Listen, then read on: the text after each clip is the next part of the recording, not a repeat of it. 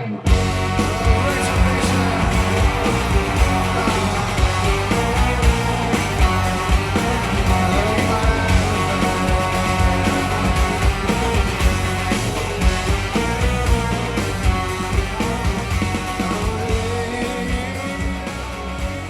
welcome back to the Corner of Gray Street podcast. This is episode 61, and man, do we have a doozy for you all tonight. I'm joined obviously by Nolan. You can see him on the screen and you will hear him in a moment. But Nolan, why don't you do us the honor of introducing the other beautiful face that we have on today and the great voice that everyone will hear also in a moment here. And I think should be very, very exciting for all the listeners. Yes, DMB fans know your name well. Sam Erickson, longtime collaborator with the Dave Matthews Band, photographer, videographer, director. We'll get into all the details and all your accolades and contributions to the band. But, thanks for joining us, first of all. Oh, man. Thanks for having me on. This is great. Super fun for me to talk about all this stuff. Yeah, I can't wait to get into it. Do you kind of want to walk us through your beginnings and kind of how you got into this business and how it all started for you? Sure. I grew up in Charlottesville, and so that was obviously how I met some of the members of the band. But in terms of, I was just always the guy at parties who had the camera around his neck, but I wasn't really a photographer in any professional sense. And but I was like I said, I grew up in Charlottesville. My high school years were spent going to TR3 shows. Tim Reynolds was our big rock and roll god of my generation. I first saw Dave Matthews sing with for the first time at a TR3 show at the CNO. He guested with them on a version of Exodus by Bob Marley. But yeah, so I was always around with cameras, and it just so happened that I had an opportunity to hang around with the band a bit, and that turned into a really good thing for all involved, I think.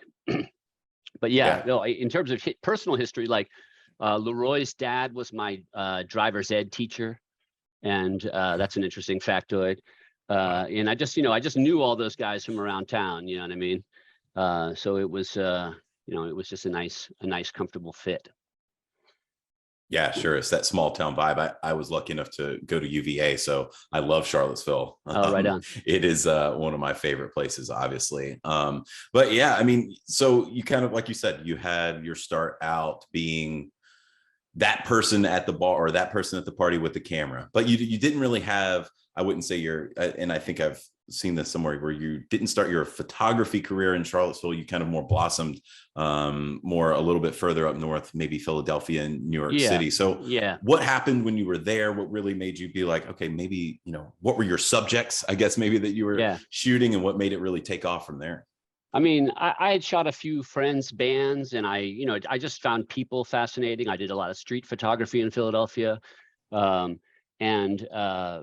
When I moved to New York in 1993 or so, I would often go then. I was real close friends with David by then, and I would go see the band. I saw them play at CBGB's one time on like a Tuesday night. There was maybe 3 people in the bar, the whole the whole crowd. I saw them at Wetlands all the time, those days, and I was just around, and so when they started recording Under the Table and Dreaming, I just started going up to Woodstock and hanging out with them, and they had this wonderful group house that they were all living in. Again, I was just hanging around at first. I wasn't really like there to professionally at all. I was just kind of like, whoa, I just can't believe my friends from Charlottesville got a record deal. Like that was the only thing I was, was thinking. But later on that summer, in maybe late summer '94, the band needed some new publicity photos and stuff, and David said, well, why don't you try doing it, and I was like, oh, really? Like I had never had a professional gig of any sort, and at that point, and we walked down to the meatpacking district in the west side of New York City. It was quite a still really a rough neighborhood at the time. You know, it was all actually still meat processing plants and like hookers. That's what was down there. But for some reason, I thought that was a good place to do a photo shoot. I just loved the way it looked. I loved all the industrial. Edgy. Yeah, it was edgy, and so we just walked around this neighborhood, and I took a bunch of photos, and that was like the first gig that I ever had. But then they started having me go out on the road with them a lot. And so I would, you know, tour and take photos and, you know, whatever. It just sort of slowly built from there. You know, there was a trust level. There was a, you know, when I look back at the photos now, I think there's a real sort of romance to them because it was all new for everybody. You know, nobody had had a record deal before. I had never been a professional photographer before. It was all so incredibly fresh and new and wonderful. And I think the photos just reflect an innocence and a kind of a romance that happened just because of this incredible kismet of all of these people coming together like that.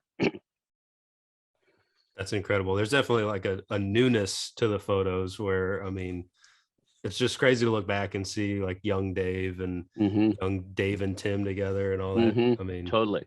Really I mean, cool.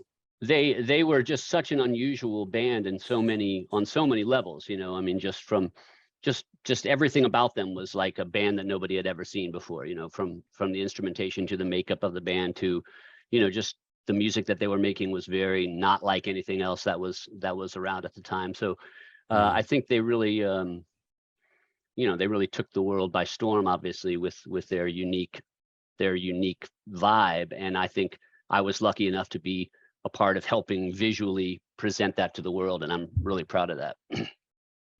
I mean, not only were they different on stage, but I feel like they're different than most bands off the stage too. And with you having kind of that intimate viewpoint into them, and you're shooting them at their early age where they're probably still very wide-eyed, but also down to earth. It seems like a lot of people describe them that way. You know, how would you kind of compare just being able to be at the crux of that, or what do you remember at being at that crux as we're leading into, you know, right before you're about to actually go on tour with these guys and see them, you know, really in their element? What's like the one thing that kind of stands out to you just about the early days there? Oh man, I mean, I just, you know, every time they'd play somewhere, the second time they would play there would be so many more people there, and that always blew my mind. I mean, like I said, when I saw them at CBGB's, and then I saw them at Wetlands, and I was like, wow, this room is almost half full. You know, that's amazing. There must be 200 people here. This is crazy. You know what I mean? And then it was like Irving Plaza, and I was like, no fucking way they're playing, you know, like it was, you know, like that. You know, and so every new little Roseland, you got to be kidding, you know, like, you know, that I had that every time, you know, and I think they had that every time too, all these venues that they had heard of and never played before. And, you know, like you said, they were, it was new for them. And so you can tell that there was a real openness about them to the experience. And I think that's what the audiences took away, is that they were loving it. And when performers are loving what they're doing, it's really engaging for the people that are watching them.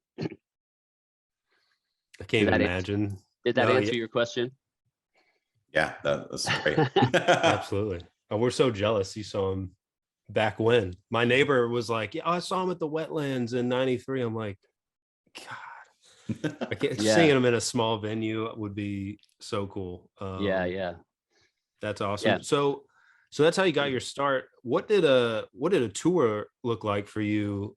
Like, I guess following Under the Table and Dreaming, were they like, hey, you know, come out on the road with us? Was it, you know, come out to every show? What were they looking for? It wasn't all the time. You know, they'd be like, you know, and in fact, I never went out with them when they were in the van. I would often meet up with them and watch them all get in that crazy red van and just think, how can so many people fit in that one van?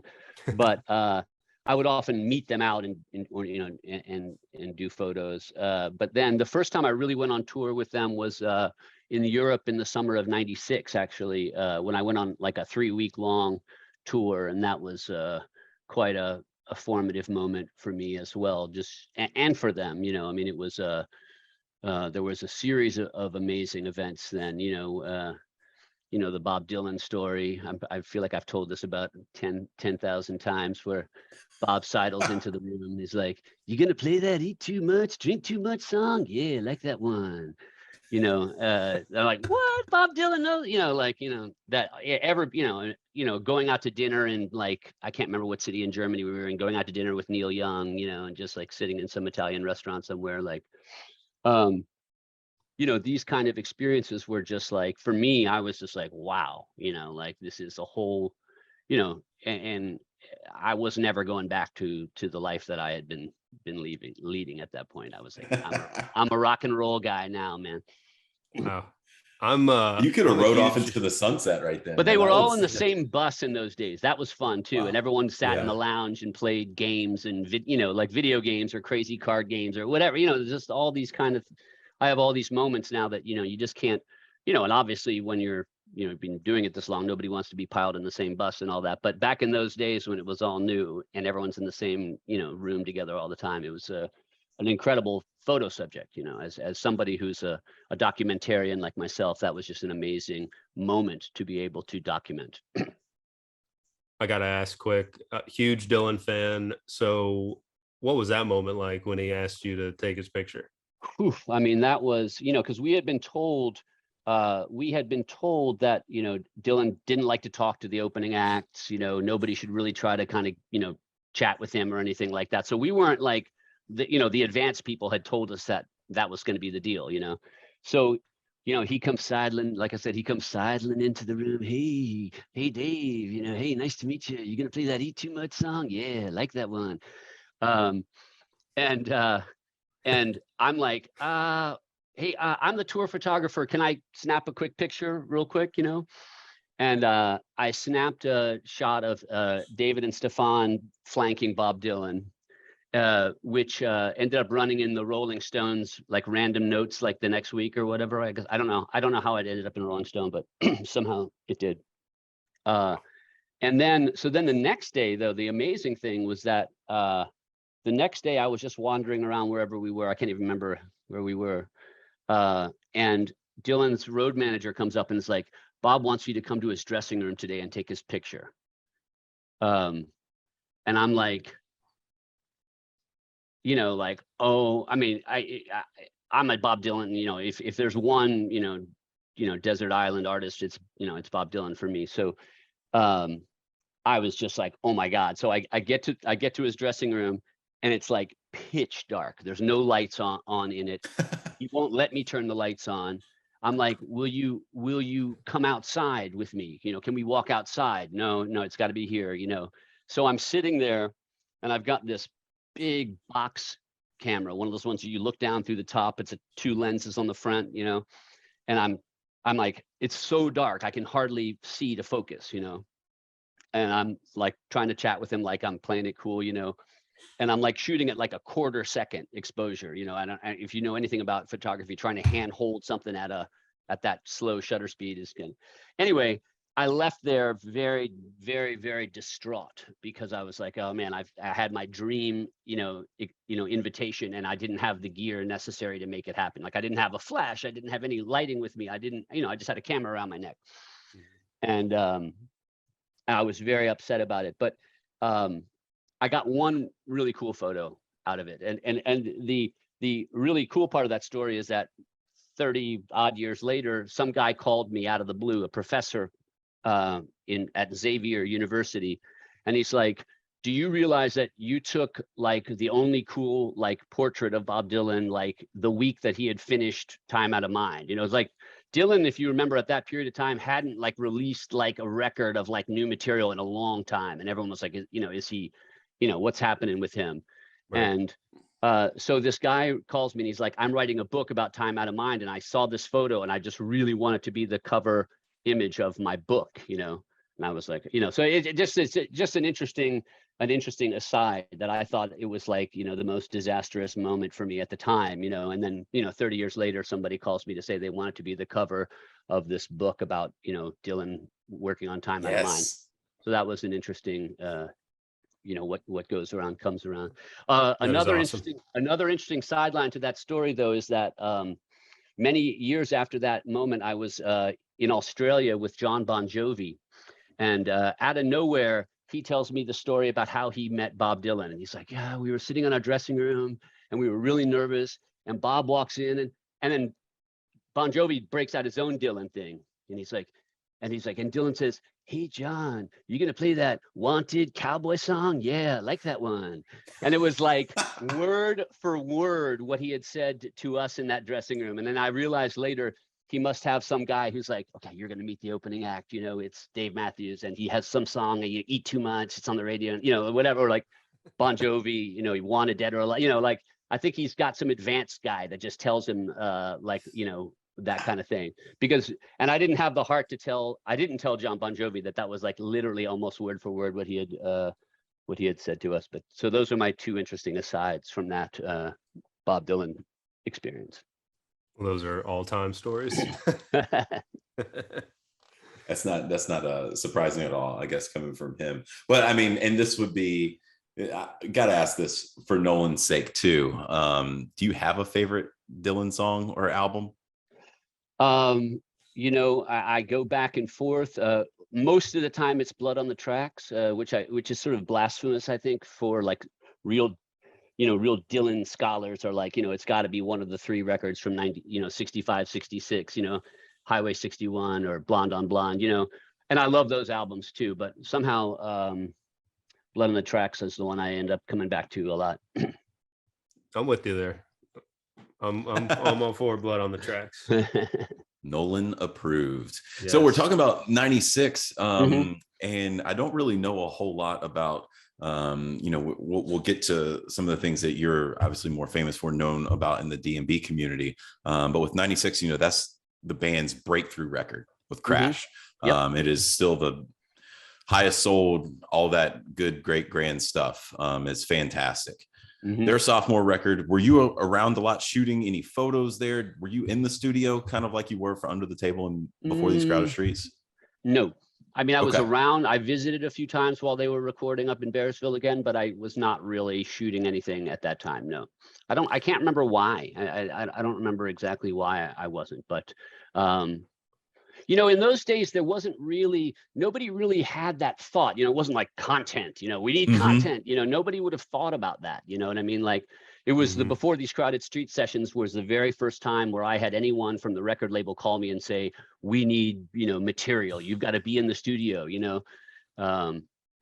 So yeah, with Crash, I wasn't in the studio, but I was on that tour and you know, yeah. So interesting. I kind of wondered, you know, what the answer would be there, because then I wondered, like, based off of the success of Crash, I wondered if they shifted, and like you just said, they called and they were like, hey, we need content. I'm guessing maybe the success of Crash had something to do with that. But that was a huge tour. So you said you were out with them in 96 then, when they went out and promoted that album. I don't remember anything specific.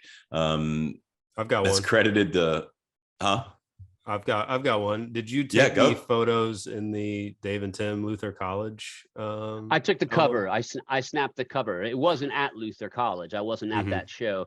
It was a benefit in New York City for a theater company that was at Town Hall, and our friend Alex Draper's theater company. I think it was called the Blue Light Theater Company.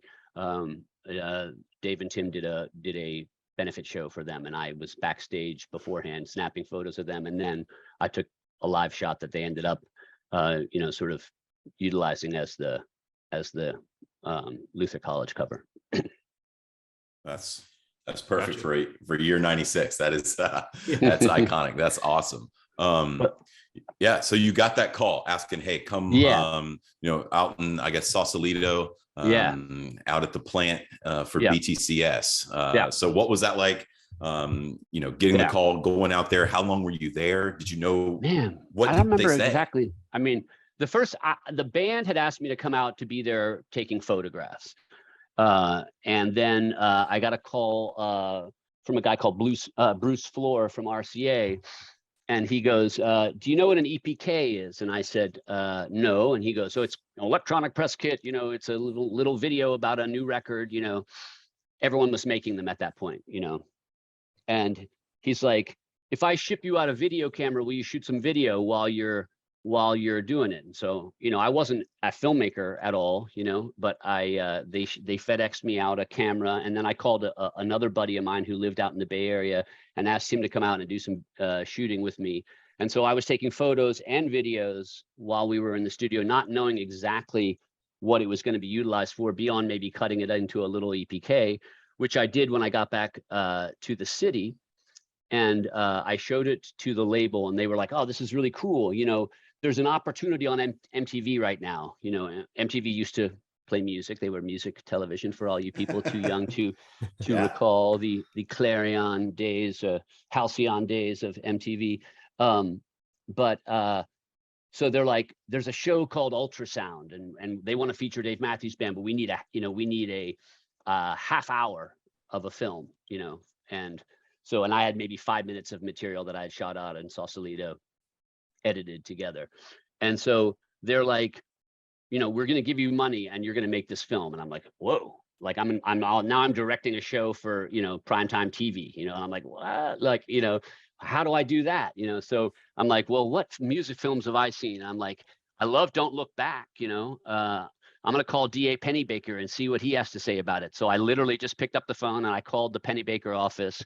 And I was like, can I come talk to you about this? And they invited me up there, and they told me about, their experiences, doing the Bob Dylan Don't Look Back documentary and all this stuff. And they introduced me to their director of photography, and then D.A. Pennybaker's son, Jojo Pennybaker, became my business partner. And we ended up I kind of tapped into the Pennybaker hang and found some like-minded filmmakers, and we ended up shooting on 16 millimeter film. All that stuff in the ultrasound thing shot on, if you can imagine. I mean, it's actually hard for me to imagine now trying to shoot a documentary on 16 millimeter film where the film's running out every 8 minutes, and you're trying to record audio sometimes onto like reel-to-reel tapes in the field, with, like, it was crazy. I mean, I looking back on it, I'm like, it's crazy.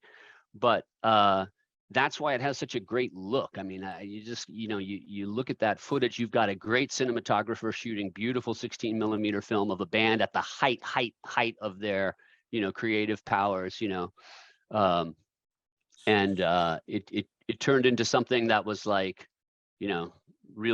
really great, and it showed on, played on MTV, and it really, I think that introduced them wider to a lot of people, as a band and as a kind of presence in the media landscape, and that was pretty cool. That was your first really crack at these things. I mean, that's like the coolest thing that we have from D&B in the studio, and this is almost 30 years later. You couldn't recreate the circumstances there. It was just like perfect timing, I mean, they've done great stuff. I mean, they've done great stuff in the studio since then. But that particular thing, just with the materials that we were using and the people that I was working with on that, just ended up being really special for that reason. So, okay, I'm a videographer and photographer as well. Do you, when you get something like that, are you just like, I got to film everything so I don't miss something? Because that's, how I've been in my job. Yeah. I mean, that's the hardest thing, is knowing, because if you don't shoot and something happens, then boy, you kick yourself. But then if you shoot too much and everyone's just burned out and over it, then you're going to piss your subjects off. So it's a fine balance for sure. But now I will say, though, because we were shooting on film, it's self-limiting. You can't shoot everything on film. That's the kind of nature of film. You have to pick and choose where you're going to put your quite precious resources, So,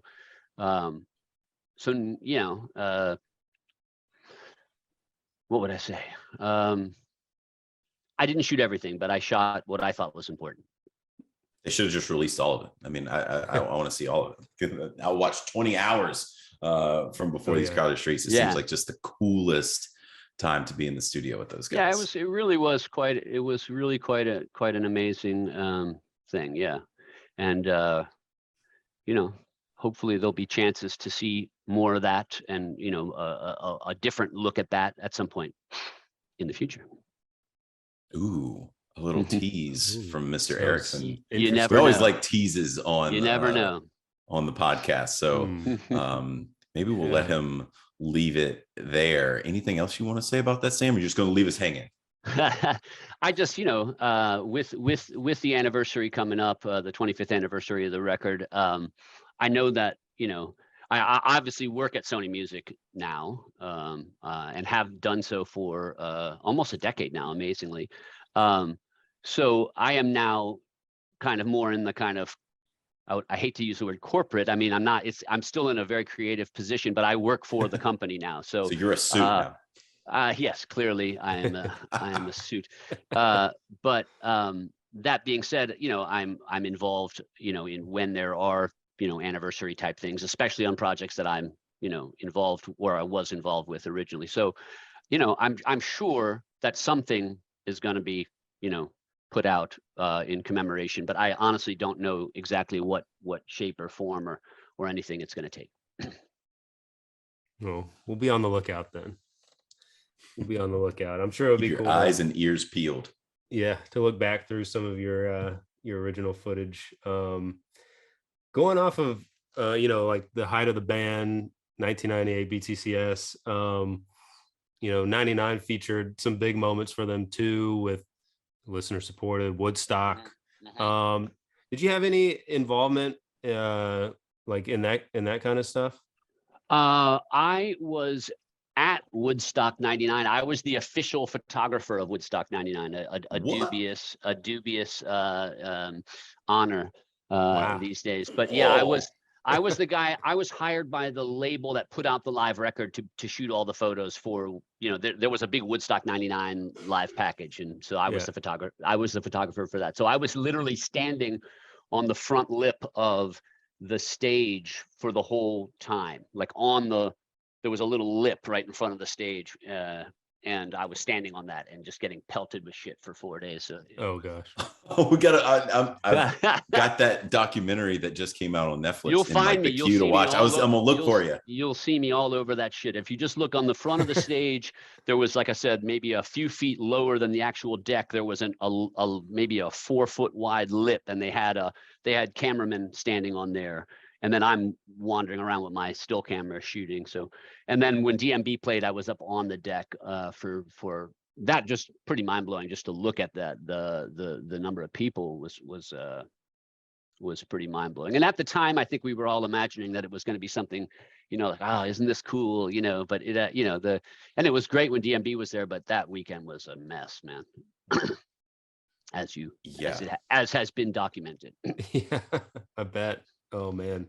But listener supported was done by a different production company, and at that period of time, I didn't have my production company was me, in a room, with the phone. You know what I mean? Like they needed a production company that had, cameras that flew across the arena, and I wasn't geared up.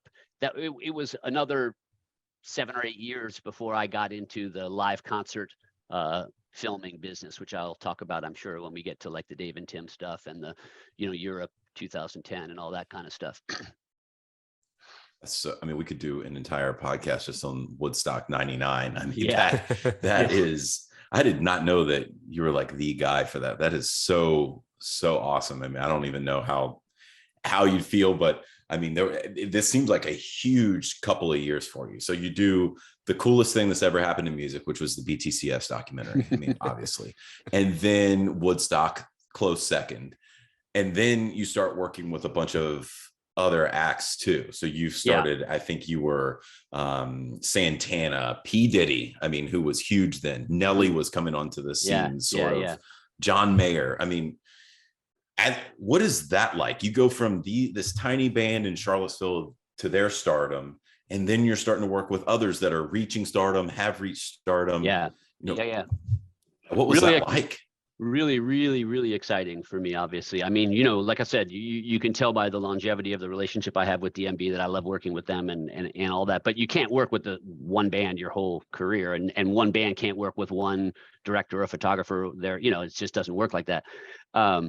So for me, it was unbelievably gratifying that, you know, the success that I had had with Dave Matthews Band meant that other people and other record labels and other, you know, artists were taking notice and calling me. And yeah, that was a very exciting time.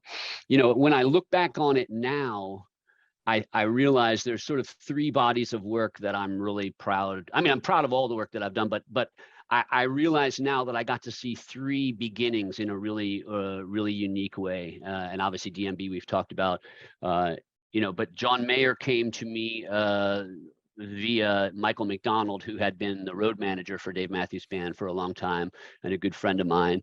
And he became John's manager. And similarly, John just needed stuff. He needed photos, he needed videos, he needed, you know, so I was like, oh, I know how to do this, you know. Now it's like I've had an experience, like, oh, a rising artist, you know. And I actually did ride around in a big red van with John and his crew for a little while, playing tiny little like coffee houses in like Boone, North Carolina and shit like that, you know what I mean? Like you know, you know, I watched a similar kind of thing happen where people would just get hooked in. I mean, the music was totally different, but the response and the growth, and I think I had kind of a warped sense of the music business at the time. It's like, oh, any band I work with is going to turn into a big star, you know, like, you know, but yeah, John was a totally different sort of artist, you know, but he had a much more advanced development of what he was trying to say as an art, like not as an artist, but like as a person, you know, as a subject. You know, he had a whole vision for how he wanted to present himself to the world in a way that was pretty interesting. And it, you know, that continues. I mean, he's a very innovative, interesting, you know, smart cat who knows a lot of really, really interesting, cool people. But yeah, seeing him come up, and I did his first ever music video. No Such Thing. We filmed at the Georgia Theater, and got a little VMA nomination. Got to go to the VMAs for that year. That was fun. And then I did that Any Given Thursday you know, concert film for him. That was the first time I did a concert, you know, like a proper concert DVD. You know, again, shooting on film, which, you know, you have 6 cameras. If a few of them roll out at the same time, all of a sudden you don't, you know, you have 3 cameras and you got to make that work, you know, and then people are running around bringing more film. It's just crazy to think about how we used to do these things, but the look and the feel of it are, you know, stay with you. It's what gives it that classic look and feel. But the other third group that I really loved working with was My Morning Jacket, you know, and just really got an intimate knowledge of those guys as people and as a group. And I, you know, similarly got to spend a lot of time in studio with them and touring with them. And I did their concert DVD, Okonokos, which is probably like, you know, one of the just coolest, funnest things I ever got to do as a director. So yeah, looking back on it, I'm like, wow, I really got some unbelievable experiences of seeing artists fresh out of the, you know, out of the box, and watching them just sort of blossom into these, you know, the people that they are, you know. And that was, I guess I was good at that. I was good at helping people say what they wanted to say and present themselves. You know, that was, I think I was a sociology major in school, and a observer, social scientist. I think I'm for whatever reason, I think I was a good person for some of those artists to be around at those formative stages for whatever reason. That's a great point. I'm gonna hang on to that for a second, but I did want to say Any Given Thursday is one of my favorite DVDs, and it has like one of my favorite guitar solos. Oh yeah, the ever. Covered in Rain. You better believe it. That now, thing okay, is, now he captured that perfectly, man. Thank you.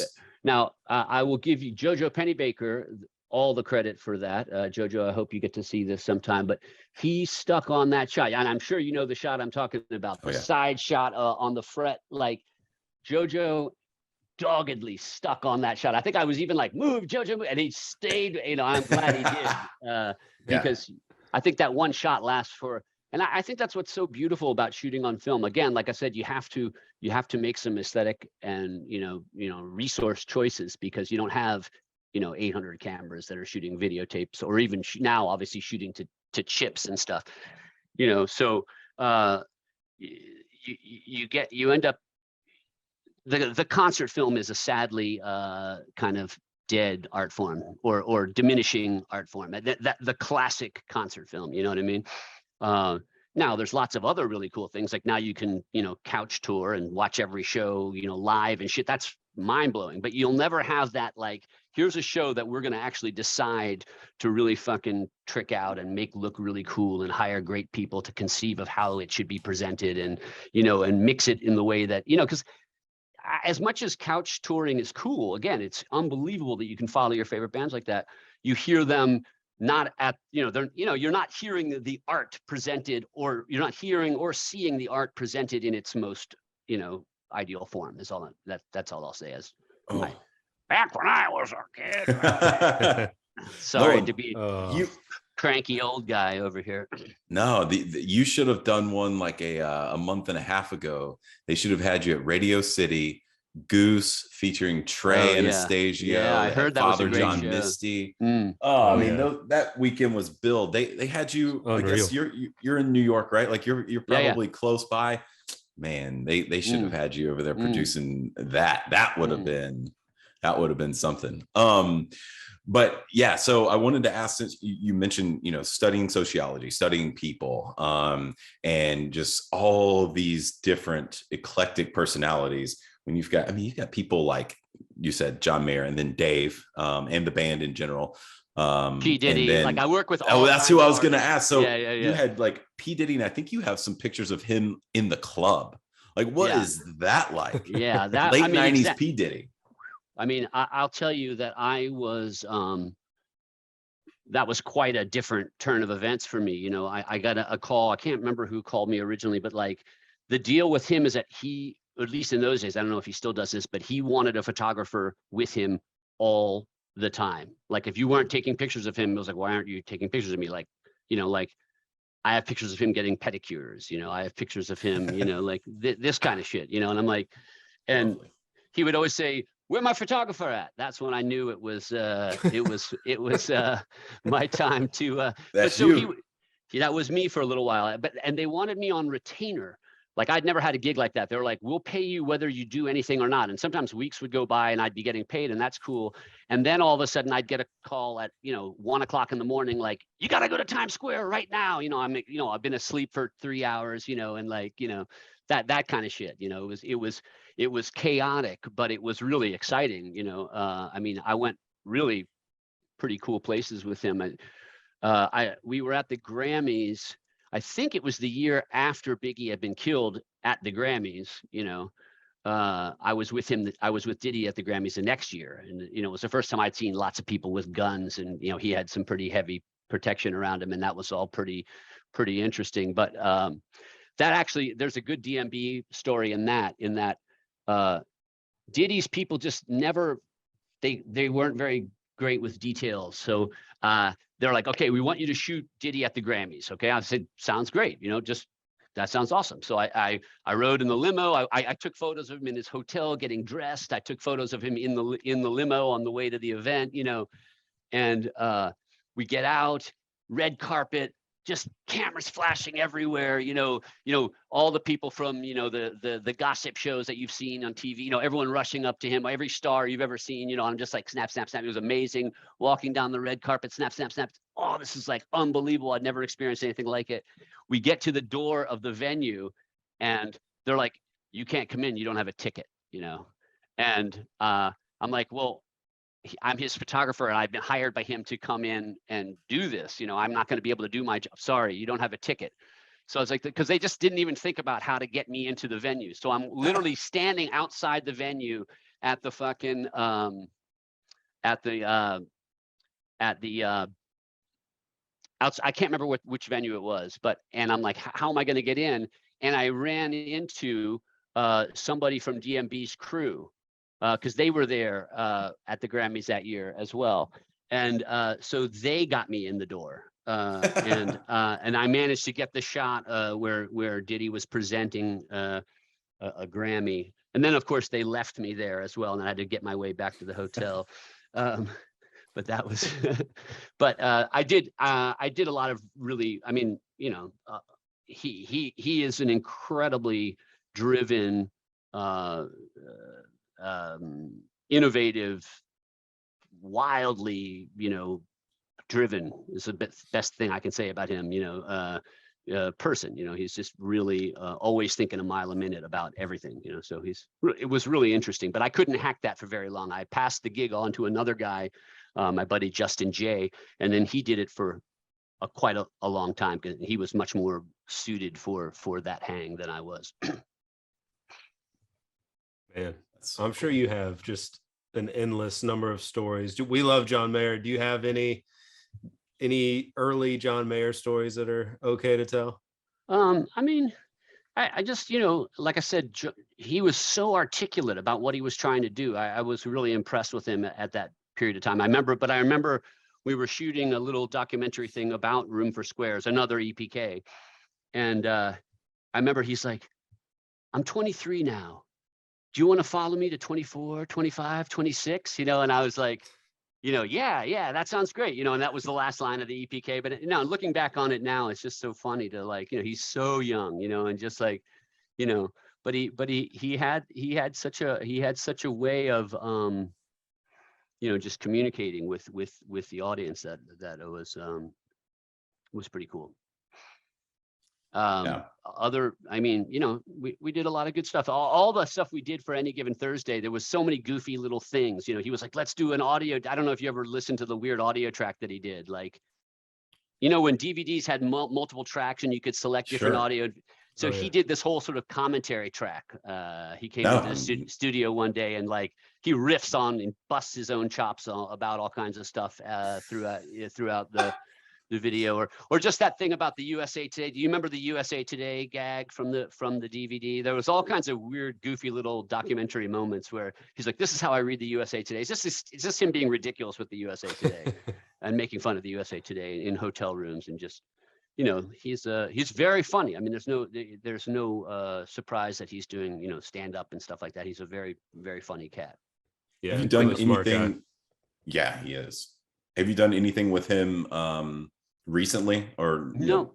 No, not recently, but I chat with him sometimes. I mean, we're like casually friendly, and he's really supportive and nice, and yeah, but no, I haven't worked with him in a long time. Yeah. Well, and one of my other favorite artists, before we kind of get back to D&B, sorry, podcast fans, I know we're going off on everything else, but this guy has done way too much for us not to talk about it. One of my other favorite artists, Trey Anastasio. I know that you've worked some with him. I don't know to the extent how that came about. Were you ever around with Dave and Trey? You know, kind of expand on him for a little bit, because I love that guy. I worked with Trey in what turned out to be a, you know, sort of an unusual period of his career. You know, he did that solo album Shine. He really was, you know, the whole Fish thing was kind of, you know, sort of, I mean, I wouldn't say dead, obviously, because it came back, but it was, you know, kind of, everyone was burned out and everyone was like not wanting to do it anymore. And he wanted to do different kind of music and with, you know, and play with all kinds of different people. So on that level, it was interesting. I had never seen an artist do something where their fans were like, I'm not sure, you know, like it was, and I think he took it really hard, you know, it wasn't Fish, you know, and it was like, but that being said, I love that record. I think it's a great record. I went to Red Rocks with him and we did a concert DVD there at Red Rocks, and that was really cool. And I did the Shine music video, and you know, I took a great photo of him in Central Park that I still one of my favorite ever pictures that I've ever taken of anybody. I don't know if you guys have seen this shot of him sitting. He's sitting on a rock in Central Park. We were trying to film a little opening sequence to the video for Shine. I had a Super 8 camera out. I was like, and I was taking pictures of him, and he was playing his guitar. And there was this group of little kids up on the other side of the rock. And they kept coming over, and, you know, they were maybe 4 or 5 and peeking at him. And then he'd pretend he didn't see him. And then he'd turn around and go, "Gah!" He'd strum his guitar loud, and they would all run away. and then they would come creeping back over, and that happened a few times. And I got this just really great shot of him doing that. And I really like Trey. I mean, I think he's an incredible musician. I think he's a wonderful guy. And I got to go and spend some time up in the barn there and watch him record some Trey Anastasio band stuff. Sure. That was pretty cool. So, you know, but I never worked with Fish, the band. And, you know, that was sort of a kind of a one-off in a way for me, but it was really, really great. Awesome. Yeah. Thanks for indulging me on that one. That's cool. No worries. And going up to the barn is awesome. That was really cool. Yeah. Yeah. That's good stuff. Okay. DMB time. Or I should say Dave and Tim time. So okay. Radio City. Yeah. I mean, one of my favorite DVDs. I know me and Bruce used to watch it. Me too. All the time. I mean, we were bummed that we couldn't go to the show. Yeah. I think we were maybe 18. High school. Yeah. But just an all-time DVD. Can you just kind of, I mean, walk us through that, how that came to be? And I saw a quote where you said it was like one of the proudest moments of your career. Like, what does it mean to you?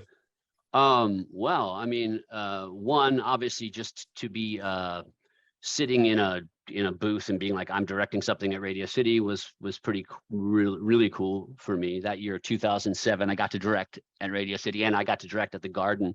That was cool. But that DVD, you know, Fenton and I collaborated on that. Fenton and I were sort of co-directors, co-creative producers on that. You know, he had a really great lighting scheme set up. But you know, what was special about that was we were like, I don't know, you guys you've been to Radio City now.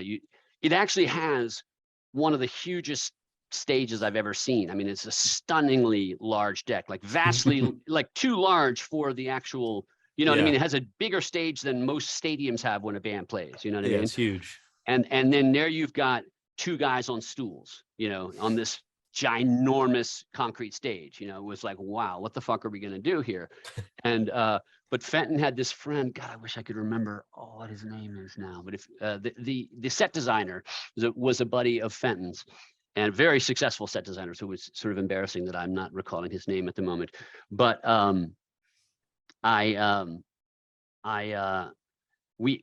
he was like, I got an idea. He's like, downstairs in the basement of Radio City, they keep all of the stuff that they have for other, you know, things during the year. He's like, let's go ask if we can use it. So they let us pull all this crazy shit out of the bowels of Radio City, you know, old set designs and we incorporated a lot of like practical stuff, just like cases and ladders and fans, and just, you know, we were just like, we made this sort of, and then I took a bunch of my photos and projected them on the back wall, photos of like landscapey type things, not musicians or anything like that, just sort of to create that huge brick back wall. We projected a lot of these images that I had taken onto the back of it, and Fenton did a beautiful lighting job. And then we also had one of the things that I really love is that we had a camera on a circular track around the back of them, sort of doing like a dolly around the back of them as they played. So you get these beautiful, soft tracking shots where you're seeing them in sort of profile, and you see the crowd, and you see that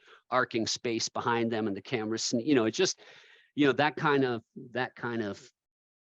those moments that you can create when you really, you know, put a lot of effort into what it looks like and what it feels like and what it, you know, just going back to why concert films are so great. That was, I love those slow pans from behind, especially when you would like kind of, it would sneak behind some of the random shit that y'all were talking about that you put on stage. It's almost like you have someone just playing kind of like through the stuff. Yeah, exactly. That was so cool. Yeah, that was very creative. I like that. Thank you. Yeah, and then and then we did some documentary stuff for that as well, and that was really fun. And love that DVD. And it was some kind of, I got to go to some award ceremony for like, it was the best HD music film of whatever year that was. And that was kind of cool. Yeah. Yeah. Is there a moment from that show that sticks out to you that you remember? Like for me, it's the performance. The beginning of Bartender. Oh yeah. Okay. I was just, this is when he's, he's wailing on that opening of that, just the way it begins. I love the beginning of that. Yes. That long droney beginning and then that big wail.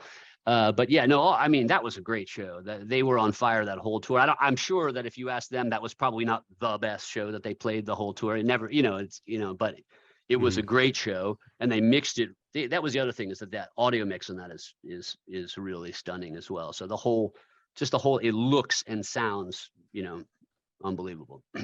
Tim's one note solo on Yes, Liner yes. Graves, I think it was a bet. People are losing their minds. Yeah, that was really fun. It's so good. Just an incredible DVD. So well done on that, and thank you. Thank you. Yeah, and that was sort of actually my re-entry point into DMB world. I had been kind of, from like 98, 99 to 2007. I hadn't really been on the scene in terms of shooting and stuff. I'd been doing a lot of the other stuff that we were talking about. Mm-hmm. And so then that sort of kicked off another sort of, bout of creative projects that were, I'm sure we'll talk about them. It was a renaissance. It was the Sam Erickson renaissance. It was his comeback tale.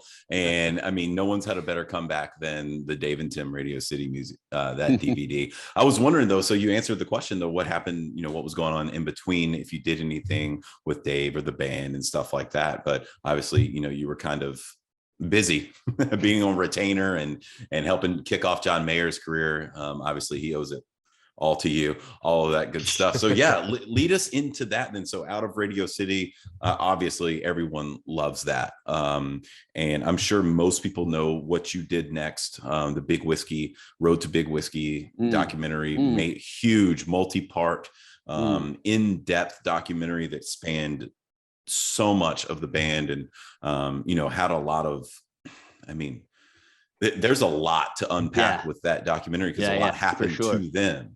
It was an emotionally wrenching time, good and bad. It was like the highest of highs, the saddest of sad. It was a really quite a remarkable time to re-encounter the band, and obviously, Roy passing and you're right in the middle of the making of that record and just.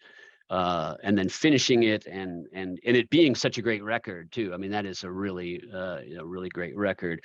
So yeah, it was, what was the question? Well, keep riffing, man, keep going. But really, I guess the question that I was going to be, were you approached prior to Roy passing? Was the project on its, getting going yet? Or did that kind of when they went back to New Orleans, did that really kind of get you back on track? Hey, we're going to do this big thing. How did that just come together? I kind of came into that midstream, actually. They had been filming, on their own. They basically had their own crew doing their own stuff at that point, which makes really good sense. Obviously, you have your people that you trust and that are with you, and that so they were shooting that already. And then, Roy passed and I'm just trying to remember the chronology of how this all went down. I got kind of brought into that Road to Big Whiskey thing because they were like, we really want to do a big documentary. It all kind of happened in a, I can't remember exactly why. I mean, I don't even know, at that time, it was just like, what's going to happen, the long-term future of the band. There were so many like questions about what was, so at some point, again, somebody from management called and was like, we'd love you to helm this thing for us. We've already gotten it going. They had already shot some of the interviews. They had shot all the stuff in the studio. I'm just trying to think, because I was at the Gorge that year. I was at that show right after the first show they played back after Roy passed. And I think maybe that's when we started talking about that, because I just can't, I'm so sorry. I can't remember the exact chronology, cool. but anyway, eventually it was just, hey, Sam, we really need you to come in and kind of meld this into something that the band's going to like, that the fans are going to like, and that's going to tell a great story and do justice to the moment that we're in, you know, and so like I said, obviously it was a great record. Obviously it was a moment where the band really rose to an occasion, you know, just in an unbelievable way. I mean, I just never been prouder of people than then, you know, when it was like, you know, how are we going to carry on? And you know, coming out with that record then was really quite quite an achievement, you know, in my estimation. And so, you know, obviously a lot of the material was stuff that I knew well to make that, but then there was lots of stuff that had happened in the intervening years that I was just handed, you know, and I was making, you know, and then I did new interviews with everybody. I went out on the road a bit with them during that period of time. I went out to Vegas and I went to Phoenix and I can't remember all the places I went, did more interviews.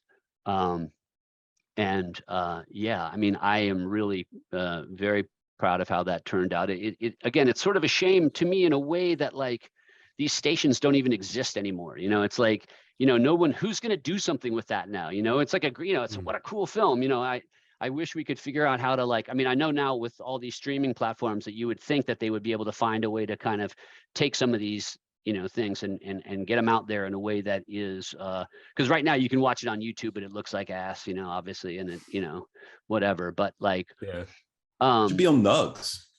Yeah, something. You know, I got to talk to somebody. I got to talk to somebody somewhere. It was Fuse. Yeah, that was Fuse. Yeah. Yeah. But you know, so it was like, to me, it was like making this great thing, and you know, obviously a lot of people have seen it, but it could be, you know, I think it could be, you know, some of these materials we could figure out how to get them out there better. I'm sure. Absolutely.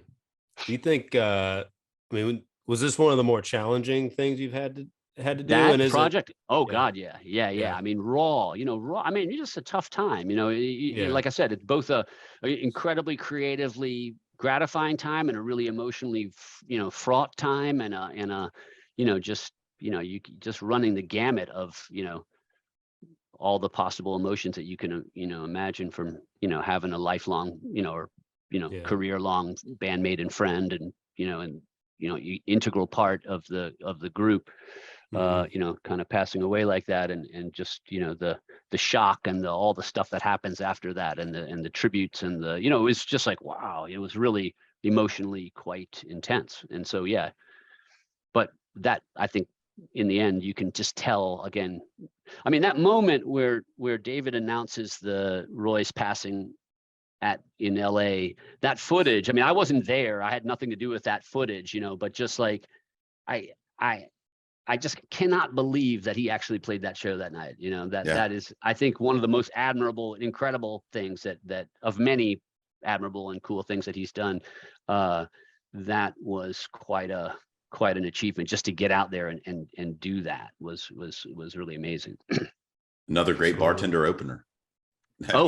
Is that show open? Yeah. That's an intense version for sure. I have a couple of follow-ups about this. Is it, I'm guessing, like, you had access, you said they gave you a bunch of footage. Do you get access to the archive? Like, you know, they're in the studio from 2006, and like, how does that, for sure. Yeah. I mean, I know all the people that run their archive, and I know, you know, the management. And so if I need something like, wouldn't it be great if we had some, if it's there, sure, they'll dig it up and they'll send it to me, you know, but it would be great to get more of those things. Well, okay, part of that is there's like a clip that the fan base always talks about from Vegas. Like you mentioned, you were there, where Dave is in the studio with Cavallo. He's talking about the fans are crazy about the number 40, the definitive lyrics from the Yoshi's show in 95. And I can't even remember them. Like, what are moments like that for you? And I think he played like Sugar Will too or something. He was trying, all like mold.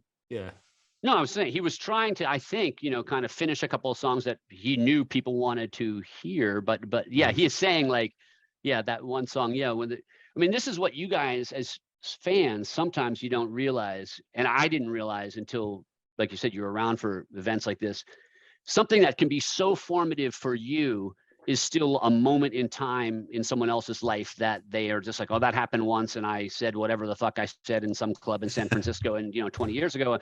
And for you guys, it's like, oh yeah, I know every note of that, I know every word of that, but like, it's not the same for them, because they are living their lives. Time is passing for them, just like, you're not going to remember some shit that you did when you were 18, right? I mean, right? It's like, not that he was 18. I'm just, you know what I'm saying? Just from random, seemingly, kind of one-off things don't necessarily. So it's just a funny thing. Fans can assume, oh yeah, of course he's going to remember that because I know it so well, but no, not really. Are you though? Like if you're in the room or you're filming that, or you see the footage, you're like, oh, this is going to be gold. Are you fanboying? Yeah, I mean, yeah, I guess. I mean, I remember when he said that. I mean, I remember thinking that was, I remember that moment when he said that. Yeah, I mean, no, I would say at that period of time, there was more remove. It wasn't quite as, it wasn't all so new. It was a different time. We were all professionals then. You know what I mean? I was a professional with my own, my own production company and crew, and it was like, hello, or, everyone's still friends, but it just wasn't the same kind of just like, hang, you know what I mean? And so it's just different, the way you work together is different, and all that. Nolan, I'm glad you brought up that Sugar Will, because that's something that, you were privy to. You're privy to something that fans have wanted for a long time. It's a great song that they did. And there they are working, or Dave at least, and they have a cut of it. Dave's working on it in the studio. You've been privy to probably a lot of those moments. Are there any others that maybe stand out, or is it good? Is it a good studio version? Like everyone wants to know. Well, like because that we're still waiting for that. Like that Mac head thing, that thing. Yeah.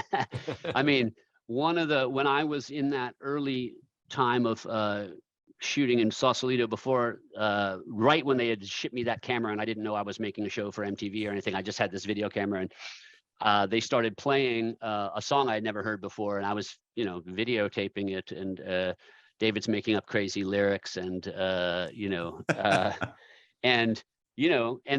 and then obviously there's that photo that I took of all the sort of song names, and it's on there, and it's like, you did it. Yeah, but that never got. That's another one of those things. If you asked him how that song went, he would have no idea probably how that. Although I should probably tell him. I mean, how cool would it be if we could get him to finish that one for a 25th anniversary? Yeah. But that is not. I have not heard anyone say that. But I'm just saying that's the kind breaking of thing. News. Yeah, no, I am not breaking any news, but I'm just saying that would be the kind of thing that would be really cool for for an anniversary to come out with, like amazing another track, that was tracked in those days and not released. It's a lovely little song. I don't know if it's I don't know what they think of it, if they still like it or anything, so, but yeah, so moments like that are really cool, or, I also realized later on when I was watching footage many years later, I don't think I included this in the MTV thing. There's a moment where Dave turns to Steve and he's like, they're discussing, I think it's Last Stop where the song fades down and then fades back up many seconds later. Do you know what I'm talking? Like where he talks to Steve and he's like, I have an idea. I'm gonna do, I was like, I had no idea that was on, captured on videotape. There's some cool, little nuggets that we could probably expand upon if given the opportunity. That's cool. I'll make the call. I'll make sure that they give you a call and get that out there. But yeah, also make the call on Sugarwell. Man, that'd be so cool. I think that's the thing at this point with the band being 35 almost, or however many years into this, that 30 years. Mind-boggling. But how many of those studio moments where they're working on songs that people still are wanting, to hear on an album or hear on a collection of songs. And you had a front row seat for some of that stuff. And I will say, you guys probably know better than me what's, I am no longer super attuned to the fan base, in terms of which tracks would they love to, or which I'm I'm not as ingrained as I was to know that, so you probably know better than me what people are looking to even things that we don't know about. They Right. have jams and stuff like, and we've been lucky to hear some of those that aren't even necessarily out there. There have been things that have been leaked, but things that aren't necessarily leaked for mass consumption. And some of that stuff is like, man, that music is unbelievable. How is this not a song? And I think that, watching guys riff like that would be. Yeah. I mean, that's what makes them so great. The fact that they can, spontaneously create things is what makes them, or just spontaneously change familiar things into something new, is what makes them such a unique musical experience, and they've never lost that, that's why you guys keep coming back. They're a remarkable band to be able to be that agile and that, nimble and that in the moment, after 30 years of playing,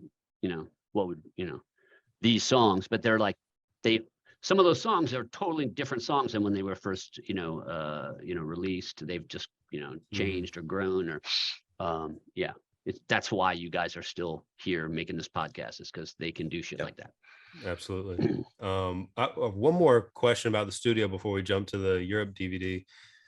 When you were in there for BTCS or when you were doing the Big Whiskey documentary, do you feel like you're like a friend of the band, or do you feel like you're there like to do a job? Is it hard to find a balance? And then, like, especially when you're interviewing, I mean, I'm sure it makes them more comfortable, but how does that feel? You're absolutely, it's such a fascinating question. And I had moments where I struggled with that, when you're friends with somebody and then it's a working relationship, there are always times when it gets like, oh, which hat am I wearing right now? You know what I mean? But when you're sitting down to interview somebody, you got to try to not be the friend guy. You got to try to be somebody that has an idea for what you're hoping your subject's going to say and how to lead them to that place, or give them the space to say what you're hoping that they'll say, or, just provoke an interesting response by, I mean, the advantage of knowing somebody is the intimacy with which you can come at a question, or you have a greater, more thorough knowledge of who a person is. And that's really great.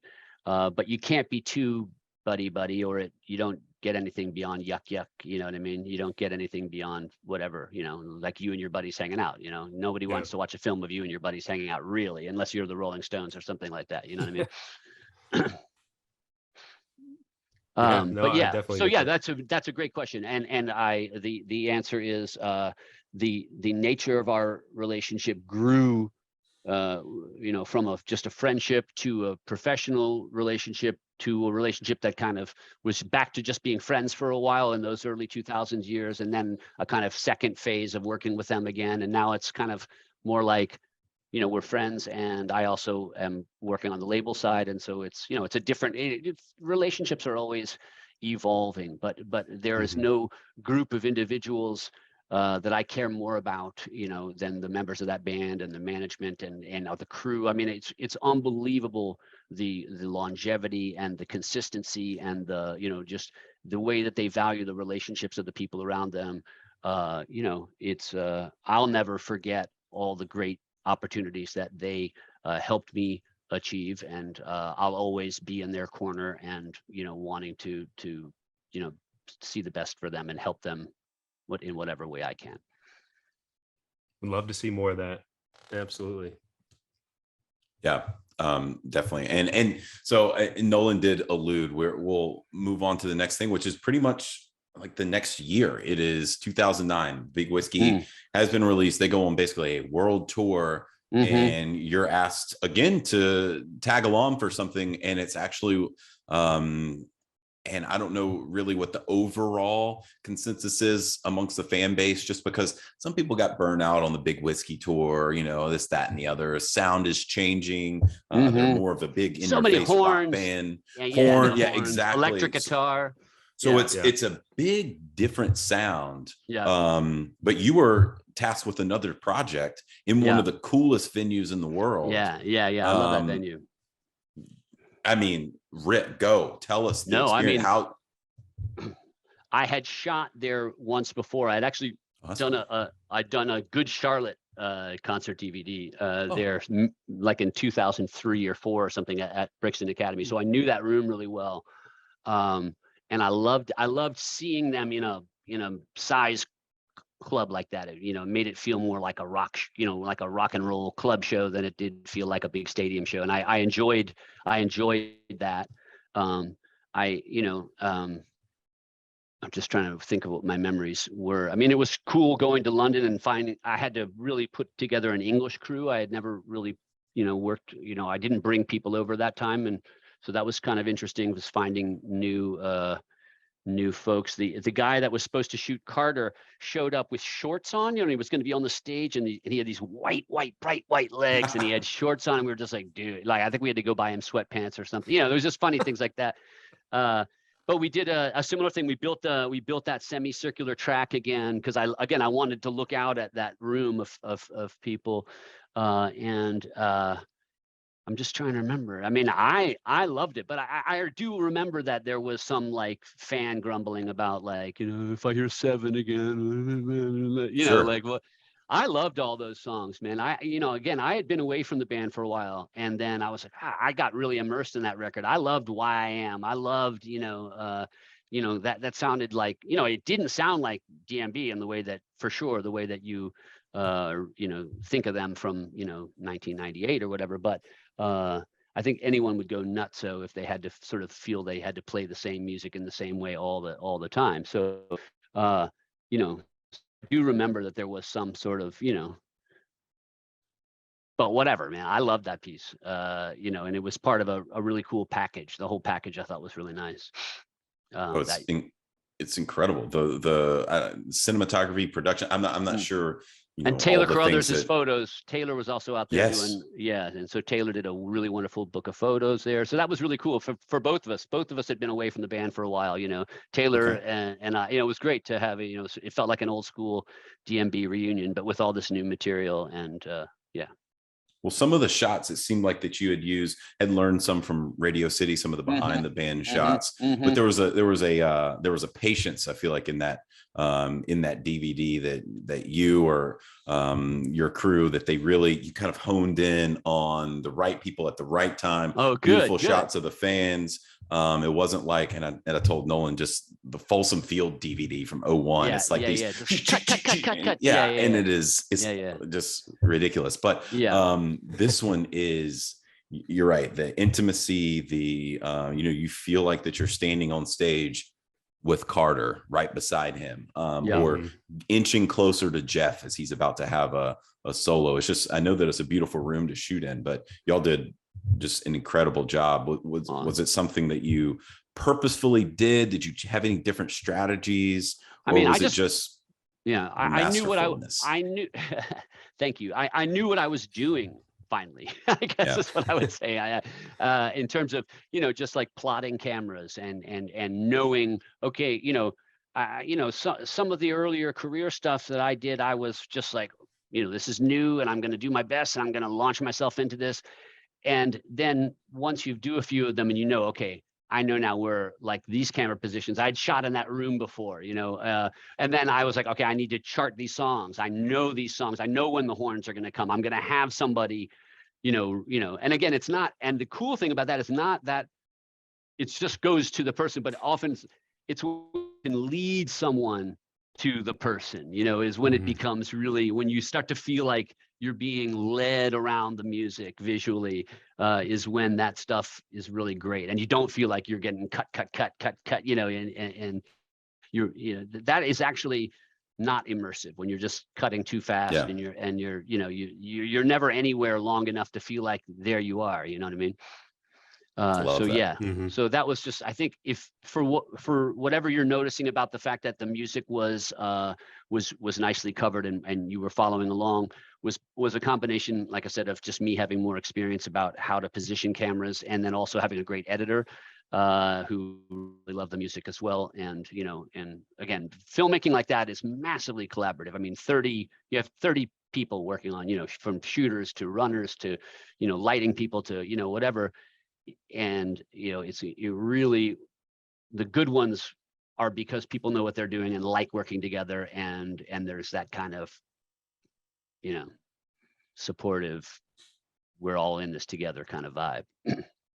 I think we'd be a terrible podcast if we didn't ask how, in a project like this, it's coming. How long does it take you to prep once you get in the room? Like, what does the lead into the show? Do you have a couple days you have to shoot? Do you shoot a sound check songs to get used to everything, get used to everyone? How does that come together? Yeah, usually there's like a run through at sound check, and you have a moment to kind of block things out a little bit, but not much. I mean, maybe sometimes you go see the show the night before if there is a show. I don't think there was one in that case. So that wasn't really possible. But yeah, otherwise you better know the music and know who's going to play, especially with that band when the sound can be coming from all over the place. The lead can be coming from all over the place. So yeah, but there would be a sound check, there'd be a prep meeting, there'd be chatting with the band. What are they gonna, how do they want to come out? What are they, just all that kind of stuff. And then away you go, and then it's fun. Then you're just in it, and 3 hours go by, and then you're like, oh, it's over. What? It's like you're in the band. You're an extension of the band. You're riffing along with them and jamming. That was the first time I ever sat in a big truck, actually, for Europe. That was interesting. I had never been the guy to sit in the truck and be like that was pretty cool. Like I was like, camera 3, camera 2, you're calling the cameras, you're switching, that was like, whoa, that was really cool. I had never really done it with a truck like that before. That's awesome. Could you have imagined when the band called you in to take some photos during Under the Table that you'd be directing concert video? And your career, did you see that coming at all? No. If I could say I saw that coming, if you had told me when I was 23 or 4 that would have happened to me, I would have been like, what? So no, it's always, in fact, I am literally pinching myself right now. I am always amazed and, pleased to think that, I managed to sort of tag along on something like that and have it, open up this great world for me. It's really a, unbelievable thing. That's gotta be a cool feeling of seeing the band and your career kind of take off at the same time, in tandem. Absolutely unbelievable, incredible experience. And like I said, I think it gave me a very warped experience, sort of view of the music business for a while, because then I'd have a few bands that I loved and I worked with and like did great photos and did, and like just didn't happen, and you're like, oh, that doesn't happen to everybody, so yeah, I caught lightning in a bottle a few times, and that was fabulous. What's rapid fire questions? I gotta go. Rapid fire? Okay. All right. Let's jump into it. Favorite DMB song? Man, okay. I was thinking about this, when I first used to go hear them play, I love them. I'm a melody guy. So I'll back you up used to kill me always. I would love when he would come out and sing that one. It's just a beautiful song. I love that song. Last Stop as one of the big rock songs. I love the inventiveness of that song. I love the message of that song. I was there when they were tracking it. It was very precious to me. And I love Why I Am for some reason.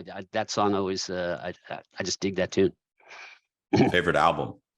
I have to say, Before These Crowded Streets, I'd be crazy if I said anything else. That I lived and breathed that album, for months, a year, really. From when I that record, I feel very, very, very close to, and that's my favorite record. Favorite live release? Oh, favorite live release.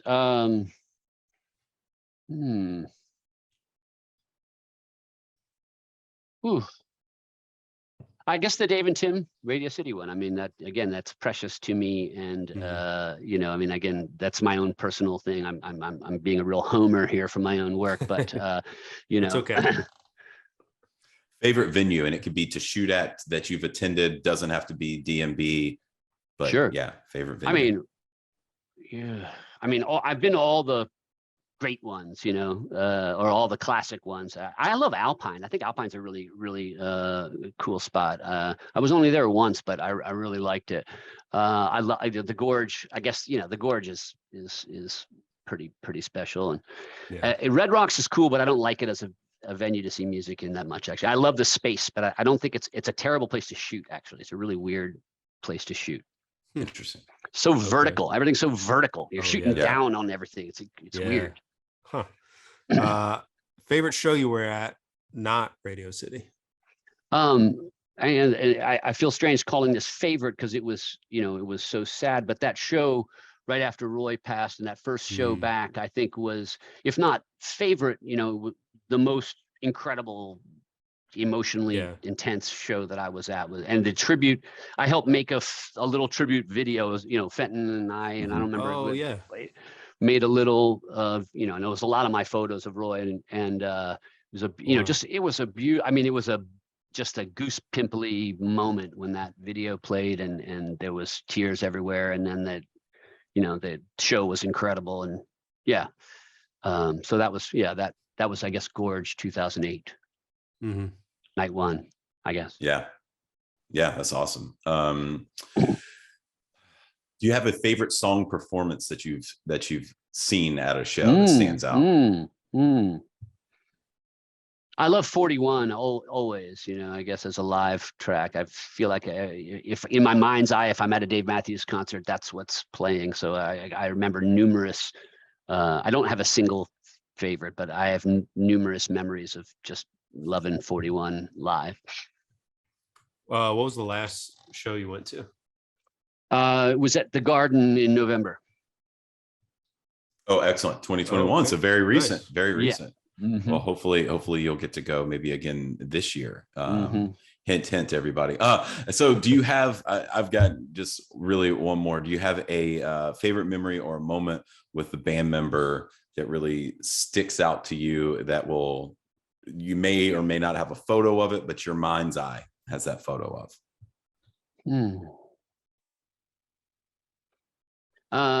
I remember we were with in that European tour, and you know, we were meeting all these people that you know, were blowing my mind, you know, the Bob Dylans and the Neil Youngs and all this, and everyone was into it. But, and you know, Carter was like, oh yeah, that's cool, you know, Neil Young, you know, Bob Dylan, that's cool, you know.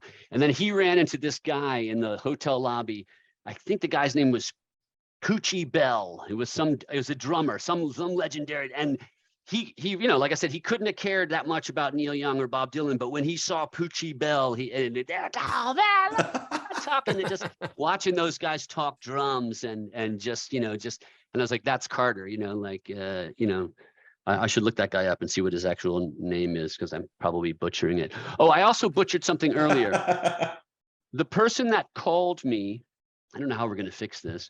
The person that called me was not Bruce Floor about the EPK when I was in the studio, and it was Hugh Surratt, who was an RCA executive at the time. So I'm sorry, Bruce and Hugh, that I mixed you up. But Hugh Surratt I saw him at that show in November, and I said, you probably don't realize it, but you kind of like launched my film career, you know, because like I just remember that day you're like, do you know what an EPK is? And I'm like, I have no idea what that is. He's like, well, I'm going to ship you a camera and I'm going to tell you what an EPK is, and maybe you can try to make something like that. And I was like, you don't even understand like how that, you know, moment, you know, kind of was just like a launching pad. So that was a cool thing.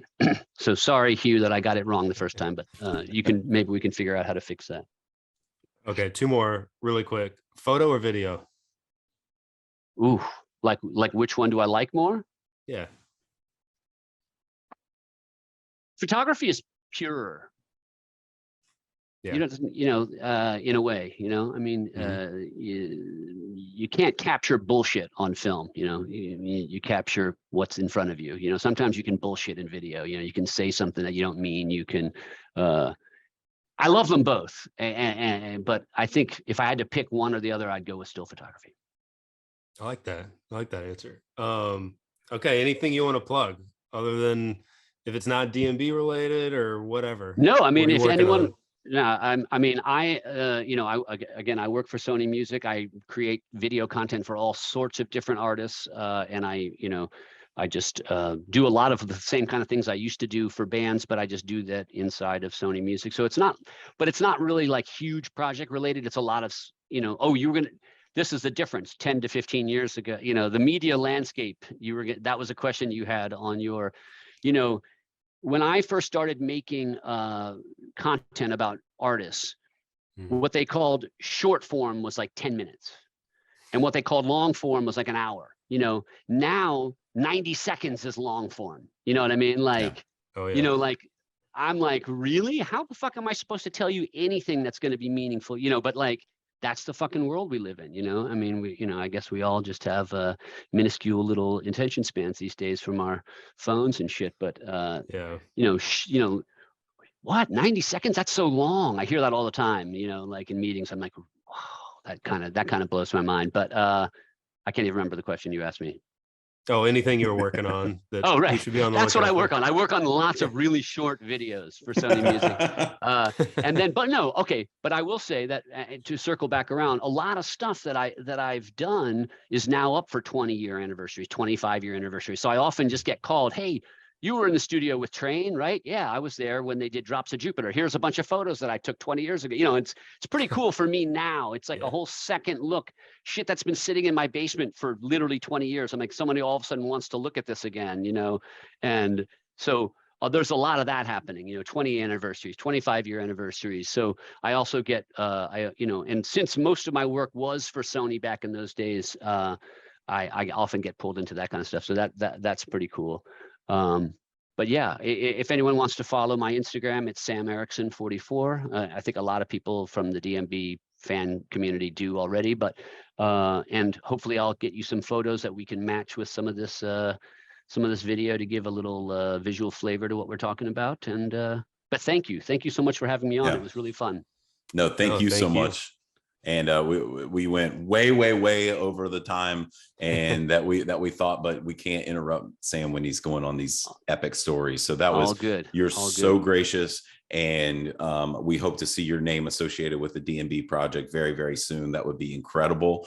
So fingers crossed from everyone in the DMB fan base and the music scene in general, because they're all owe a debt of gratitude to you, Sam. So thank you so much. Thank you. Thanks for everyone who watches this stuff and gets so into it. I mean, it provides endless entertainment for me to know that stuff I've done is appreciated by other people, and it's a wonderful symbiotic relationship. So thanks to everybody for appreciating it and enjoying it. Cheers to long attention spans. Yes, exactly. Long form. All right, exactly. guys. Thank you, Sam. That was really fun. See you later. Bye. All right, bye.